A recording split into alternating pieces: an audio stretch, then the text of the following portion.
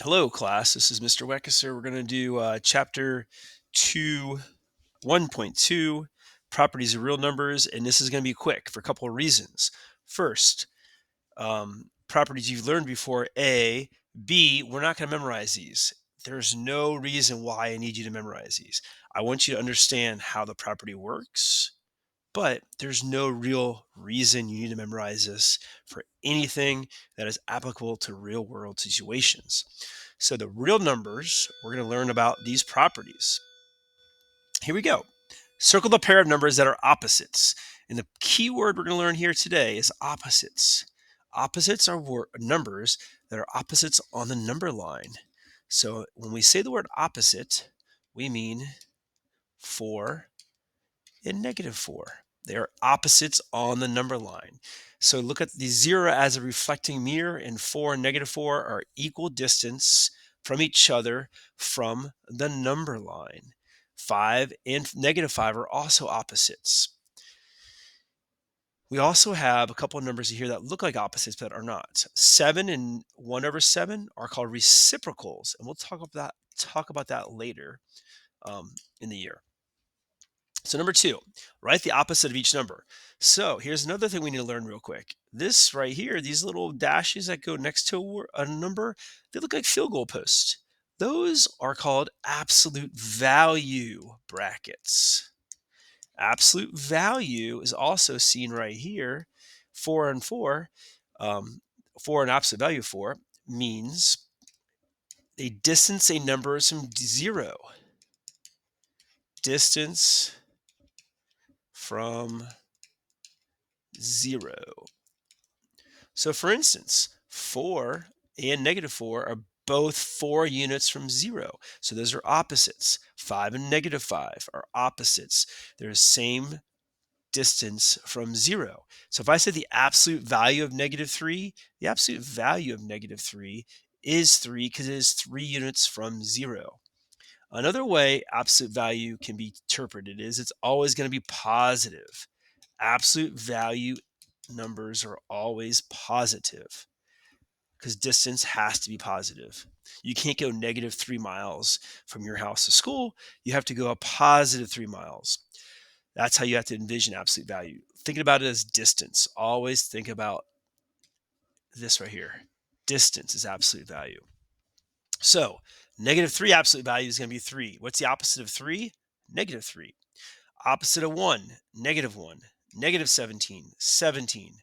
Absolute the opposite of 1/2 is -1/2.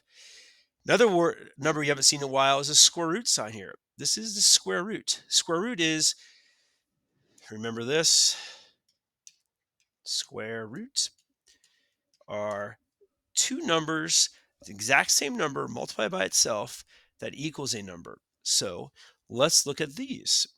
1 squared equals 1. 2 squared equals 4. 3 squared equals 9. 4 squared equals 16. 5 squared equals 25. Those are perfect squares. Now we're looking at 16 here, and here we see the square root of 16, which is going to be the opposite operation, a little different than the opposite number. The opposite operation of a square, which is right here, is this square root. So the 4 squared is 16. The square root of 16 equals 4. Those are called opposite operations. And other opposite operations, which we'll talk about soon, are plus and minus, division and multiplication. Those are opposite operations. So the square root of 16 equals 4. The opposite number of 4 is -4. I know we're going a lot of information right now, and it could be confusing. I'm reviewing, so you might need to stop, pause, and come back to it. But we are reviewing these first couple chapters, what Algebra 1 was. If you haven't reviewed Algebra 1, I'm going to help you catch up with that now. Opposite of 0 is 0.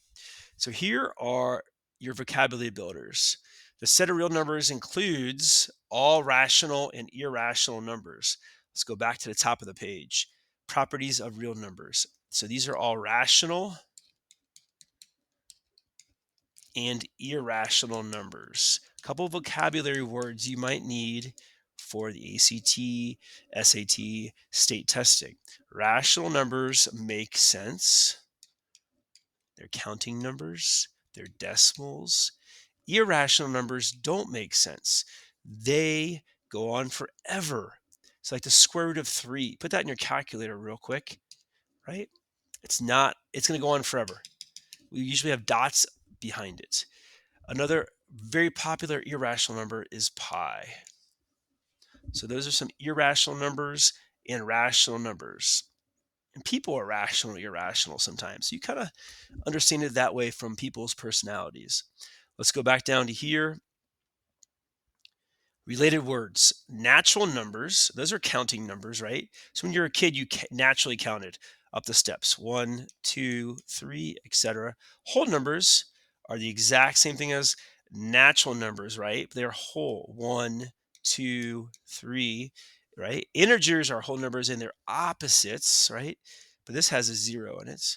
This has the opposites too. So -1 is an integer and 1. Those are just whole numbers.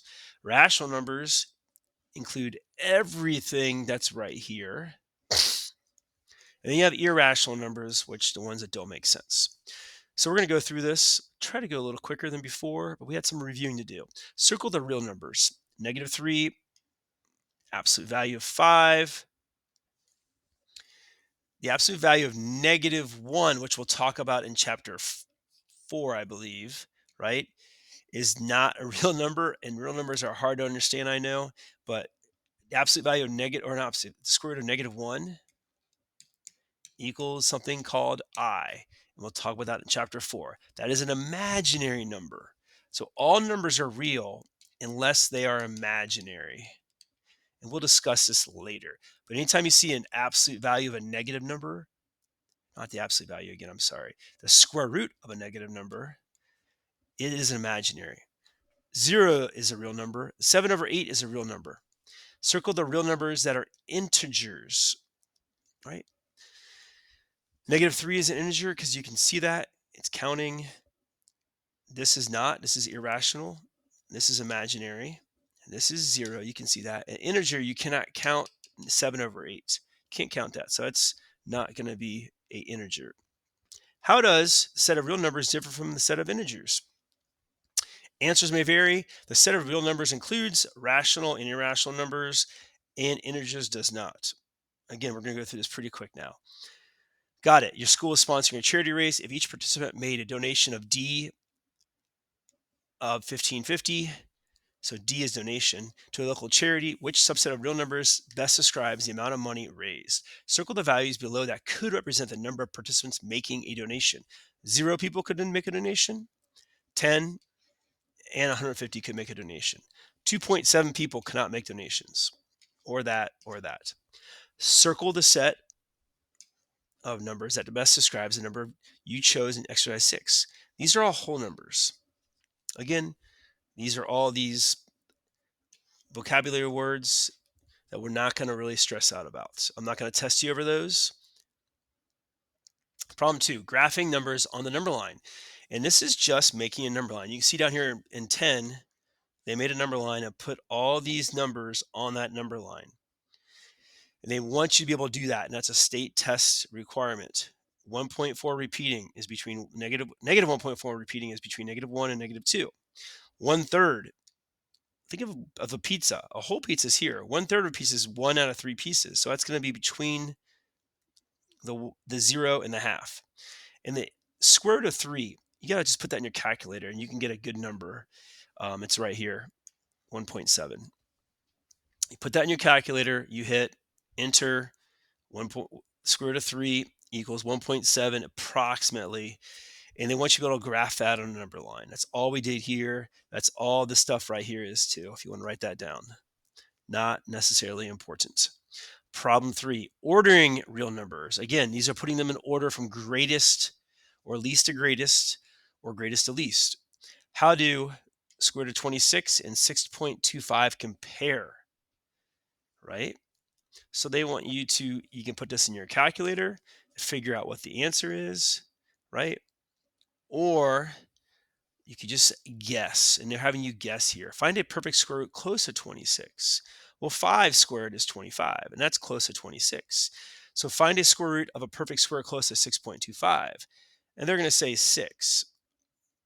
So they're going to say, obviously, from this data up here in the next part, is that the square root of 25 is less than the square root of 36, which is less than 6.25. Or 26 square root is less than 6.25. Again, not that important. You just have to know, put this in your calculator, and you can find the answer out. The guesstimating part, I'm not really worried about. And here's the key concept. They say this is key, but there's a lot of words here that you do not need to memorize. Do not attempt to memorize this stuff. Just be familiar with the process of A times B is the same as B times A. A plus B equals B plus A. Make sure you know 1 plus 2 is the same as 2 plus 1, right? So number 15, again, you don't have to do this. If you want to just color this in, that's great. They're just doing the patterns, and we're not going to memorize this. We're not going to test over this. We're going to go through this quickly. Problem 4, identifying properties of real numbers. Circle the operations used in this equation. And all you do is say, oh, there's an addition here. Okay, that's used. This one, multiplication is used. How do we know it's multiplication? Whenever you have a number next to a letter, that is multiplication. 2g is 2 times g. There's no subtraction up here, and there's no division. Circle the algebraic equation that models this. 3 parentheses g plus h equals 3g plus h. And this is important because we want to know that you know how to distribute. Distributive property, talked about up here, is probably the most important property of algebra and algebra 2 at our level. We need to know that a letter on the outside or a number on the outside of parentheses multiplies by the number inside or the letter inside the parentheses. So distributive property is probably the only one that we need to make sure we know how to use at this time. So another one of distributive properties right here, A times G plus H equals AG plus H. And this illustrates the distributive property. Again, I'm not going to make you memorize those words, just that you know what distributive actually means. Lesson check, and this is the end of the chapter already. I told you this is quick. And so you can put this down if you need to, but circle this answer. The associative property is about grouping. Right, the terms grouped on each side of the equation. Left side is 5 and w, the right side is 5 and w. Now explain why 5 plus w plus 8 equals w plus 5 plus 8. And so you can write this down if you need to, right here. Again, it's not that important, the associative property. Circle the property that the equation illustrates, and this is the commutative property of addition.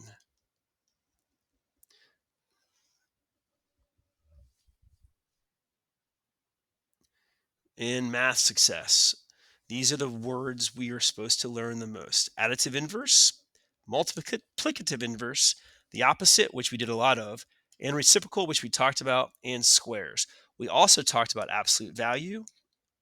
That's a good review of that. And we talked about the square root. Square root of 16 equals 4, or the 4 squared equals 16. So we talked about that too. Now rate yourself here, and we will call it a day. Takes me a while after I do these chapters to pause the